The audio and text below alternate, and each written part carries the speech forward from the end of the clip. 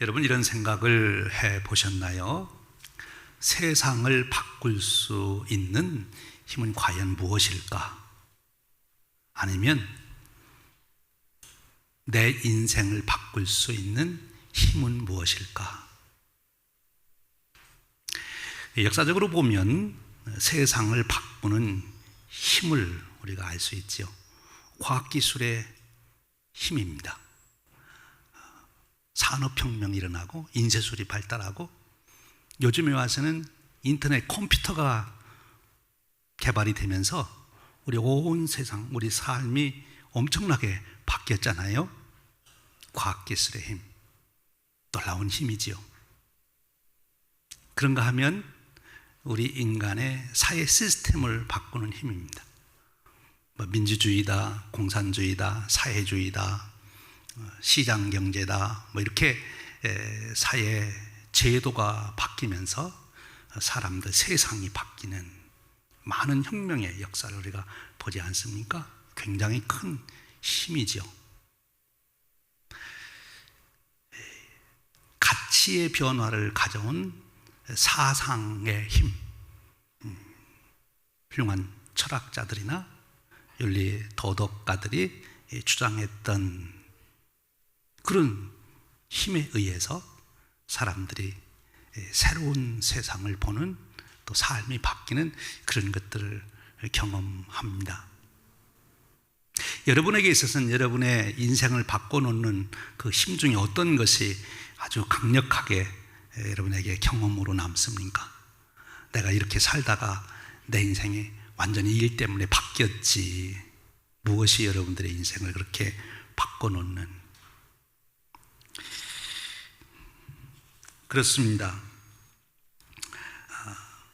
과학기술의 힘, 또 인간이 만들어 놓는 제도의 체제의 힘, 어떤 사상의 힘, 대단한 거죠.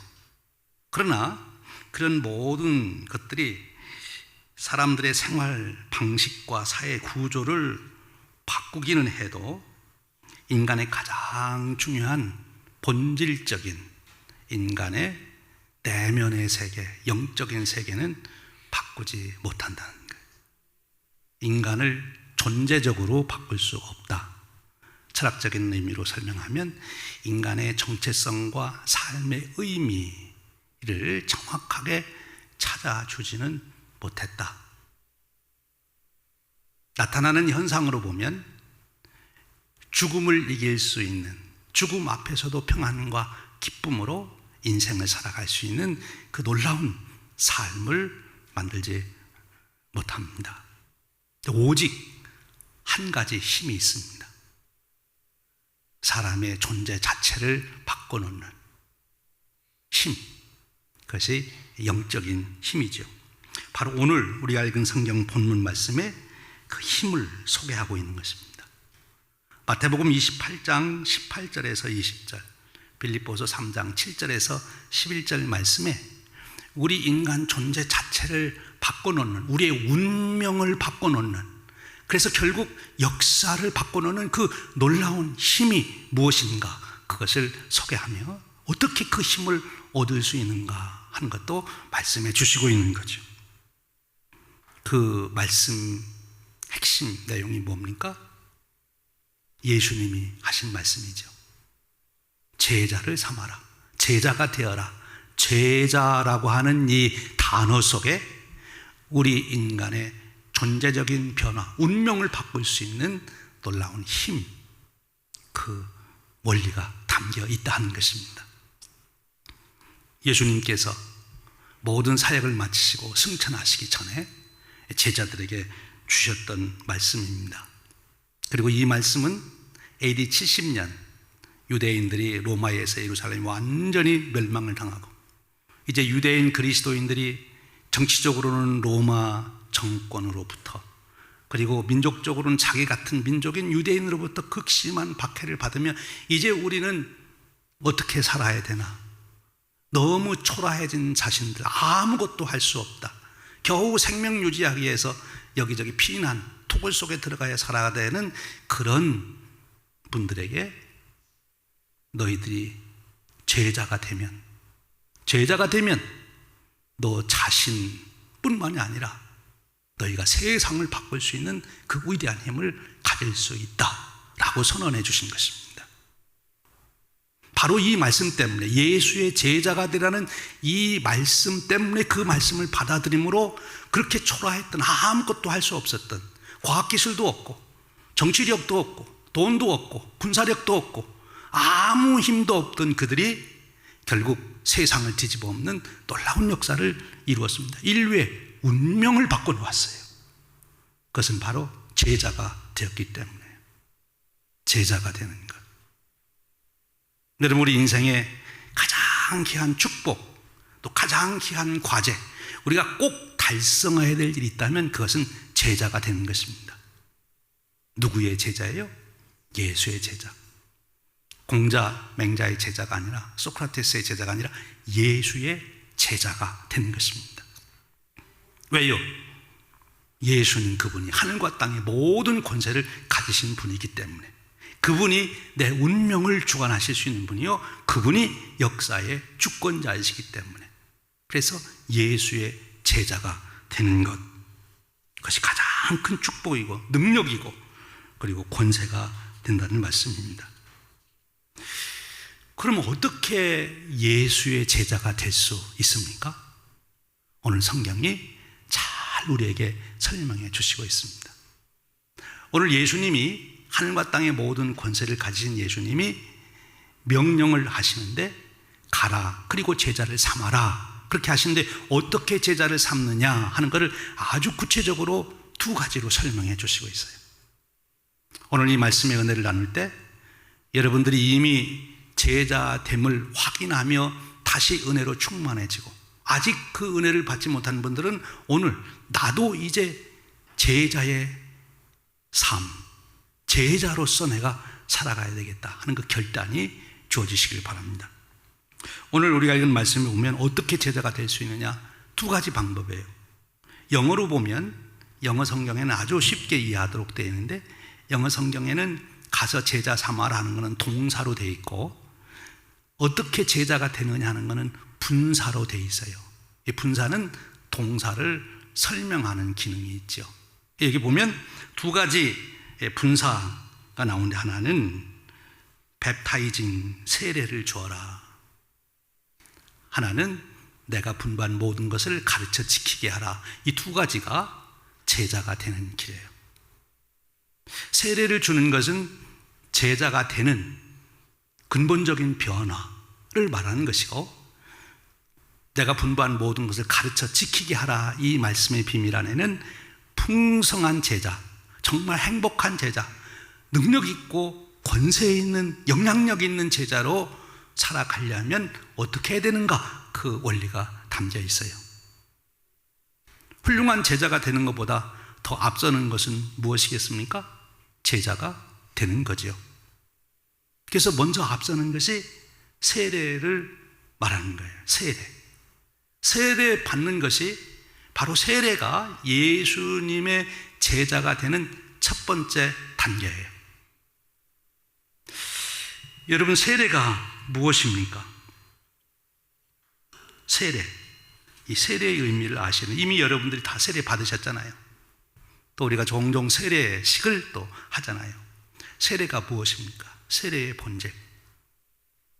이 세례의 본질을 모르기 때문에 세례를 받고서도 자기가 그런 축복을 받은지를 모르고 그 축복을 못 누리는 거예요. 참 안타까운 거죠. 이미 그런 축복을 받도록 되어 있는데 자기가 받은 축복이 뭔지를 몰라서 그를 못 누린다. 참 안타까운 거예요. 그렇죠? 여기 자기 병을 고칠 수 있는 약이 있는데 그걸 가지고 있으면서도 그게 뭔지 몰라서 안 먹어가지고 병을 못 고치면 얼마나 안타까운 일이겠어요. 여러분, 세례가 무엇입니까? 이 세례의 의미를 가장 정확하게 깨닫고 우리에게 설명해 준 사람이 있어요. 누구겠어요? 바울 사도입니다. 바울이 로마서 6장 3절 5절에서 이렇게 얘기해요. 무릇 그리스도 예수와 합하여 세례를 받은 우리는 그의 죽으심과 합하여 세례를 받은 줄을 알지 못하느냐. 그러므로 우리가 그의 죽으심과 합하여 세례를 받음으로 그와 함께 장사되었나니 이는 아버지의 영광으로 말미암아 그리스도를 죽은 자 가운데서 살리신 같이 우리도 또한 새 생명 가운데서 행하게 하려 함이라. 만일 우리가 그의 죽으심과 같은 모양으로 연합한 자가 되었으면 또한 그의 부활과 같은 모양으로 연합한 자도 되리라. 제가 무슨 말에 강조해서 읽었나요? 제가 잘 읽었나 못 읽었나 지금 제가 무슨 말에 강조했어요? 연합한다, 합한다. 세례라고 하는 것은 하나가 되는 겁니다. 누구하고 하나가 되는 거예요? 예수님하고 하나가 되는 거예요. 이 세례를 여러분들이 쉽게 이해할 수 있는 하나의 우리 일상의 경험이 있는데 그게 결혼이에요. 결혼의 의미가 뭐예요? 두 사람이 하나가 되는 거예요. 그것이 결혼이에요. 그처럼 세례는 예수님과 우리가 하나가 되는 것입니다. 그럼 이제 우리의 운명이 누구의 운명으로 바꾸는 거예요? 예수님의 운명에 내가 하나가 되는 거예요. 예수님과 내가 하나가 되는 것, 그것이 세례예요. 그런데 오늘 성경 말씀은 이 세례, 연합되는 거다, 세례는 하나가 되는 거다 라고 말씀하시면서 이 세례를 주는데 구체적으로 예수님이 이렇게 말씀하세요. 어떻게 세례를 주라고 말씀하십니까? 아버지의 이름으로, 성자의 이름으로, 성령의 이름으로 세례를 주어라. 그러면 이 세례라고 하는 것은 곧 삼위일체 하나님과 내가 연합하는 것을 말합니다. 그것이 세례예요. 세례를 받은 자는, 세례를 거친 자는 누구하고 지금 하나가 됐어요? 하나님하고 예수님하고 성령님하고 하나가 된 거예요. 여러분, 이 놀라운 사실을, 이 축복을 믿습니까? 아멘. 신비해요. 여기 특별히 세례를 주라고 할 때 이름으로 세례를 주라 그렇게 표현하고 있어요. 아버지와 아들과 성령의 이름으로 세례를 주라. 이 이름으로 세례를 주라 하는 말 속에 우리가 하나님과 연합되고 예수님과 연합되고 성령님과 연합됐다는 것이 무슨 뜻인지를 가르쳐주고 있어요. 이름으로 세례를 주라 하는 말은 무슨 뜻인가 하면, 이름으로 세례를 받는다 하는 것은 그냥 호칭이 아니라 그 존재의 권위, 인격, 언약의 소속을 말하는 거예요. 여기 아주 중요한 개념이 언약이라고 하는 개념이에요. 이 세례를 받는다고 하는 것은 이제 하나님과 하나가 돼서 영원토록 하나가 되어 있다. 예수님과 하나 돼서, 성령님과 하나가 돼서 영원토록 함께 있는 것을 말하는 것입니다. 언약 맺는 것. 여러분, 결혼이 한 남청년과 여청년이 이제 결합돼서 하나가 되는 건데 10년 동안만 우리 하나 되고 그 다음에는 아니다, 그렇게 하고 결혼합니까? 어떻게 결혼하지요? 우리 표현으로는 검은 머리가 팥뿌리가 되도록, 요즘으로 하면은 그 머리가 다 빠지도록, 그래도 영원히 우리는 하나다, 하나인 겁니다. 하나님과 예수님과 성령님이 나와 하나가 되었다. 그러니까 하나님, 예수님, 성령님이 나를 하나님으로, 하나님의 것으로, 예수님의 것으로, 성령님의 것으로 받아주신 거예요. 하나 되게. 우리가 무슨 자격이 있는 것이 아니고 무조건 그 은혜로 나를 받아주신 거예요. 이 놀라운 비밀을 우리가 기억해야 합니다. 아버지의 이름으로 세례를 받았다 하는 뜻은 이제 하나님하고 나하고 관계를 맺어서 하나가 되는데, 나하고 하나님과는 이제 무슨 관계가 되는 거면, 하나님은 내 아버지가 되고 나는 그의 아들, 딸이 된 거예요. 여러분, 아들, 딸이 되는데 착하게 살으니까 아들이 되고 딸이 되고, 착하지 않으니까 아들, 딸이 아니고 그렇게 됩니까? 아들, 딸은 조건이 없어요. 아들, 딸 되는 것이 조건이에요. 하나님을 아버지라고만 부르면 나는 그의 아들이 되고 딸이 되는 겁니다.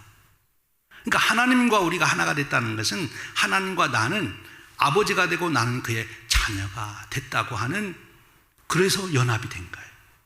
그게 어떻게 해요? 언약으로 그렇게 돼 있어요.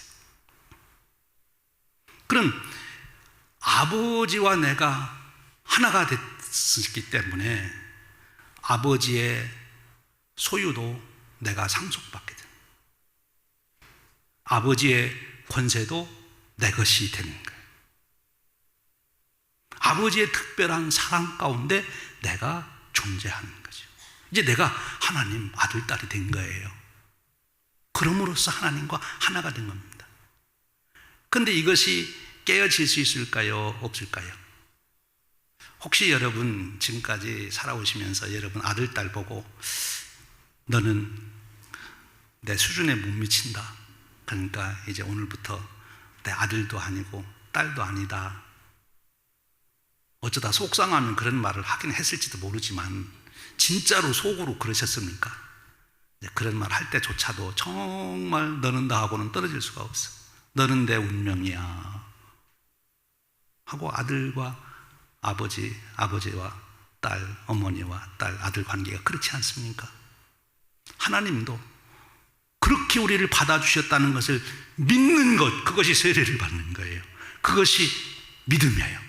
하나님이 나를 무조건 아들로 딸로 받아주셨다. 그 믿음을 하나님은 가장 귀하게 여기시고 그 믿음 있는 자를 하나님의 아들과 딸로 삼으시는 겁니다.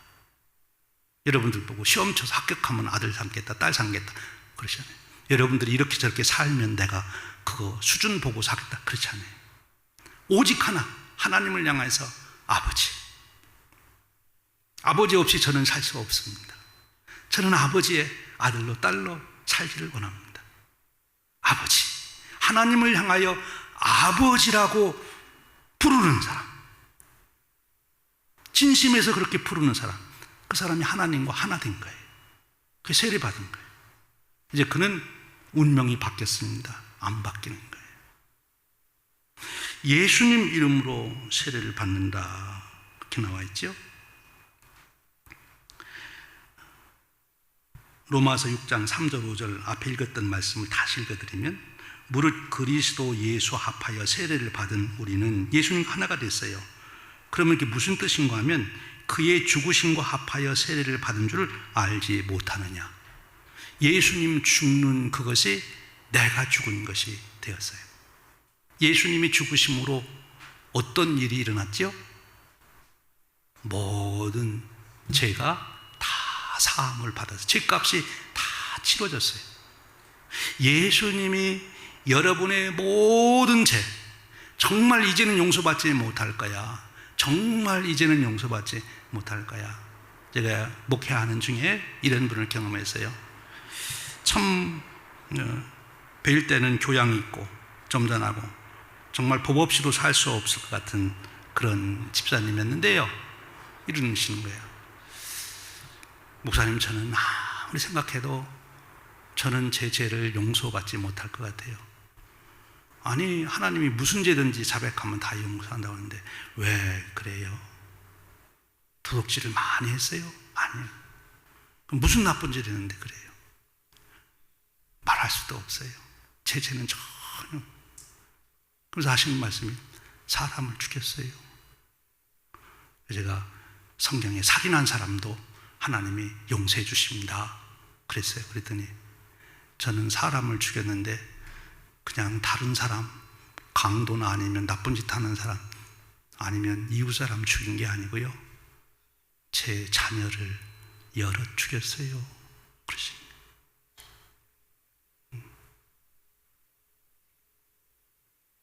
낙태하신 거지요. 도저히 그 낙태에 대한 어떤 영상을 보고 나서는 도저히 자기는 용서받지 못할 죄인이다, 그렇게 생각하시는 거예요. 근데 여러분, 하나님은 용서하세요. 그 아들 독생자를 십자가에 주시기까지 하시면서 그 죄를 갚아주신 거예요. 그래서 예수님이 십자가에 그렇게 처참하게 죽으신 거예요. 우리의 죄가 너무 심하기 때문에.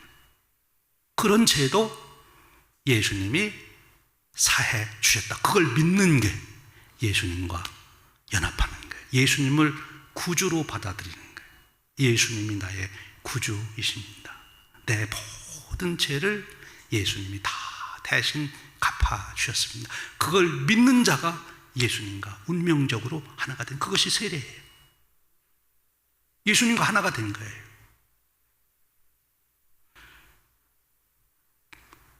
계속 말씀이 이렇게 나와요. 그러므로 우리가 그의 죽으심과 아파여 세례를 받음으로 그와 함께 장사되었으니 다 문제가 해결됐다는 거예요. 이는 아버지의 영광으로 말미암아 그리스도를 죽은 자 가운데서 살리신 것 같이 우리 또한 새 생명 가운데 행하게 하려 하십니다. 예수님의 부활하심에 내가 하나가 됐다는 걸 또 믿는 거예요. 예수님이 사망의 권세를 이기시고 부활하셨기 때문에 나 또한 그 영원한 생명을 가지게 되었습니다. 내가 착한 일하고 선한 일하고 무슨 공을 많이 세워서 부활의 축복을 누리는 것이 아니라 예수님의 그 부활이 내 부활입니다. 이렇게 믿기 때문에 그 예수님의 부활이 내 부활이 되는 거죠. 그렇게 해서 연합이 된 거예요. 이것이 언약이죠. 예수님이 주신 언약이에요.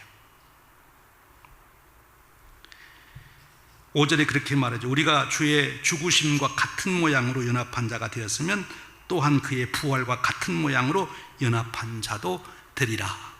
여러분, 예수님이 죽으실 때 여러분들 연합하여 함께 죽은 것이라는 그거를 믿음으로 받아들인다면 예수님이 부활하실 때 여러분들도 부활하신 줄로 믿습니다. 우리가 생각하는 계산 시간으로는 내가 아직 안 죽었으니까 내가 죽은 다음에 부활할 것, 예수님 다시 올 때 부활할 것, 미래로 생각하지만 본질적인 의미에서는 이미 이루어진 거예요. 너무나 분명한 것이기 때문에, 너무나 확실한 것이기 때문에 이미 우리는 부활 생명을 가지고 있음을 믿습니다. 예수님이 부활하셨으니까. 그 믿음을 갖고 이제 예수님과 함께 나는 죽었고 예수님과 함께 살았다. 그렇게 연합이 되었다. 그렇게 받아들이는 것이 세례예요. 그 다음에 말씀은 성령의 이름으로 세례를 받는다. 성령님과 하나가 되었다는 뜻은 무슨 뜻입니까? 고린도전서 12장 13절에 이렇게 말씀합니다. 우리가 유대인이나 헬라인이나 종이나 자유인이나 다 한 성령으로 세례를 받아 한 몸이 되었고 또 다 한 성령을 마시게 하셨느니라. 유대인 안에게는 성령님이 거하시고 헬라인 안에게는 안 거하시고 자유자에게는 거하시고 종에게는 안 거하시는 게 아니라 예수님을 구주로 고백한 모든 사람에게는 성령님이 내주하신다. 그것을 믿는 것입니다. 성령님과 내가 연합되었다는 것은 성령님이 이제 여러분들 속에 계셔서 여러분들과 함께 여러분의 인생 여정을 함께 가시겠다는 그것을 믿는 거예요. 여러분 믿습니까? 그 믿음이 인식적으로 입술의 고백으로 끝나지 않고 여러분의 삶에서 생생하게 체험되시기를 축원합니다. 제가 앞에 말씀드릴 때 이 세례 받는 것, 이 구원의 도리가 결혼하는 것과 비슷하다 그랬어요. 이런 질문하는 분이 있어요. 목사님, 저는 솔직히 말씀드려서 구원 받았는지 안 받았는지 잘 모르겠어요. 죽은 다음에 주님 앞에 가봐야 할 것 같아요. 내가 천국 갈지 지옥 갈지 지금 잘 모르겠어요. 그런 분에게 제가 한번 물었어요. 결혼했어요? 안 했어요? 한 것도 같고 안 한 것도 같아요? 아니면 분명히 했어요? 그러니까 결혼은 분명히 했대요. 근데 여러분, 결혼해서 같이 살면서 내가 결혼을 했는지 안 했는지 혼동되는 분이 있다면 그 사람은 결혼한 거예요? 안 한 거예요? 안 한 거예요? 결혼해서 살고 있는데. 두 가지 문제가 있는 거예요. 하나는 진짜 결혼 안 했으면 동거하며 살아도 결혼을 안 했으면 결혼 안 한 거예요. 동거만 하고 있는 거지 결혼 안 한 거예요. 그런데 결혼했다 했으면서도 결혼했는지 안 했는지 모르는 사람은 결혼의 의미를 모르는 사람.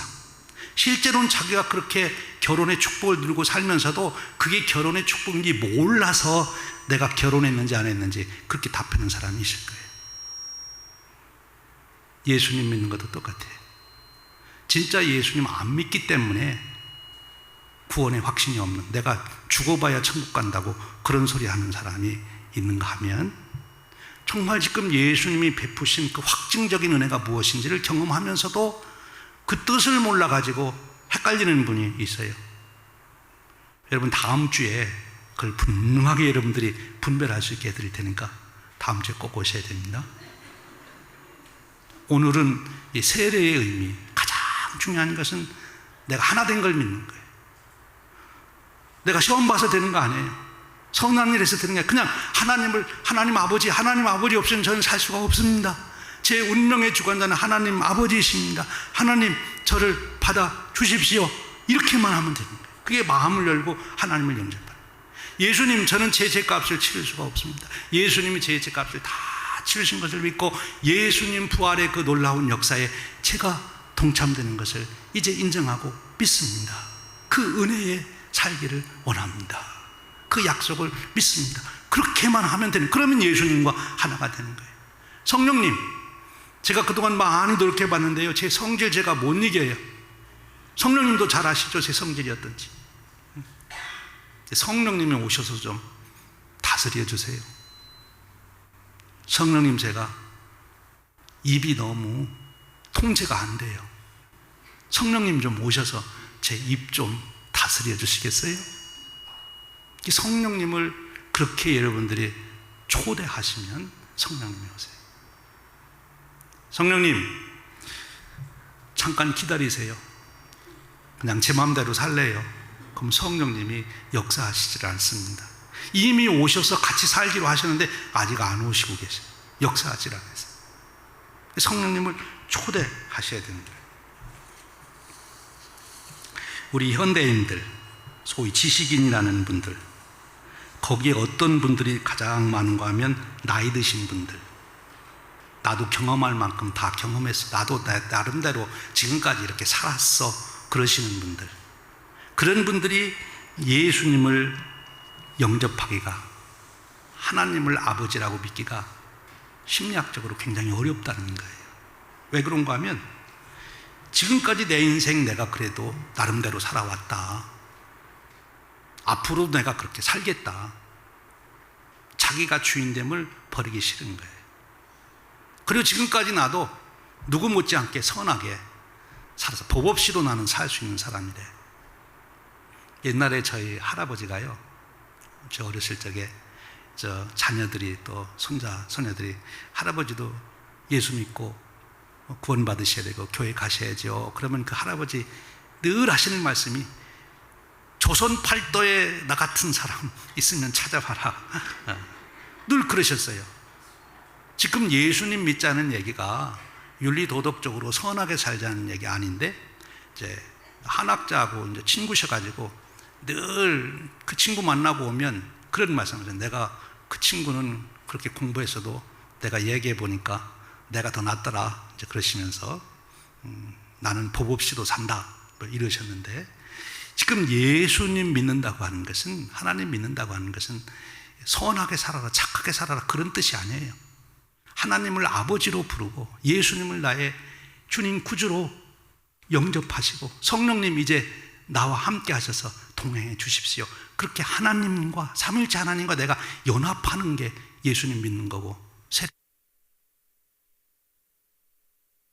놀라운 은혜, 예비되신 은혜가 주어지시는 거예요. 사랑하는 여러분, 제자가 되는 첫 번째 사건은 세례 받는 겁니다. 하나님을 아버지로 부르고 예수님을 구주로 영접하고 성령님이 내주하시기를 사모하며 영접하는 거예요. 이제 그런 놀라운 사건이 일어났어요. 우리 결혼으로 말하면 이제 결혼식을 한 거지요. 근데 어때요, 여러분? 결혼식 할 때 정말 행복한 가정, 결혼 생활 될 거라 그렇게 다들 믿으셨죠? 안 믿고 결혼하신 분 계세요? 다 믿으실 건데 그 후에 어땠어요? 정말 그렇게 가정이, 결혼이 행복한 삶이 계속 되던가요? 이제 다음 주에 왜 그런지. 그래서 주님이 그 다음 말씀을 해주신 거예요. 그런데 가정의 행복, 결혼의 행복을 누리려면 절대적으로 필요한 게 있어요. 하나. 그게 뭐예요? 결혼을 해야지. 결혼을 안 하고는 절대로 결혼의 행복, 가정의 축복은 누릴 수가 없어요. 어쨌든 결혼을 하셔야 돼. 그래야 그 다음 가정의 행복, 결혼의 행복을 기대할 수 있는 거지. 그러니까 세례를 안 받으면, 하나님을 아버지라고 안 부르고 예수님을 구주라고 안 부르고 성령님을 모시기를 고백하지 아니하면 제자의 삶은 시작이 안 되는 거예요. 여러분, 이제 세례를 받으심으로, 여러분의 믿음으로 하나님을, 예수님을, 성령님을 영접하심으로 여러분은 신분이 바뀌었어요. 운명이 바뀐 거예요. 호적이 바뀌었어요. 그것을 믿으시기를 축원합니다. 그러면 이제 하나님의 자녀된 그 복된 삶을, 예수님의 제자가 된 그 영광스럽고 능력 있는 삶을, 성령님이 내주하셔서 이루어지는 그 고귀하고 존귀한 삶을 어떻게 풍성하게 이루어갈 것이냐, 그 말씀에 대한 이야기를 다음 주에 할 거예요. 그런 축복이 여러분들에게 주어지시기를 주님의 이름으로 축원드립니다. 마지막, 예수님의 제자가 되는 것이 나를 변화시키고 나를 통하여 내 가정, 내가 살아가는 이 시대를 변화시키는 능력이 됨을 믿으시기를 축원합니다. 그리고 그 축복을 누리시는 여러분 되시기를 주님의 이름으로 축원드립니다. 기도하겠습니다. 주님, 하늘과 땅의 모든 권세를 가지셨다 선언하시며 우리에게 놀라운 비밀, 힘, 축복의 말씀을 주셨습니다. 제자가 되라. 세례를 받음으로 제자가 된다고 설명해 주십니다. 이미 세례의 은혜 가운데 계신 분들에게는 오늘 또 한 번 세례 받은 자로서의 그 감격과 축복과 소원이 넘치게 하시고, 아직 세례의 의미를 모르고 하나님을, 예수님을, 성령님을 나와는 관계없이 보았던 분들에게는 하나님을 아버지라 부르며 예수님을 구주라 부르며 성령님의 내주하심을 요청하는 고백이 있도록 인도하여 주옵소서. 이루시길 원합니다. 축복하시고 영광 받아 주옵소서. 예수님 이름으로 기도하옵나이다. 아멘.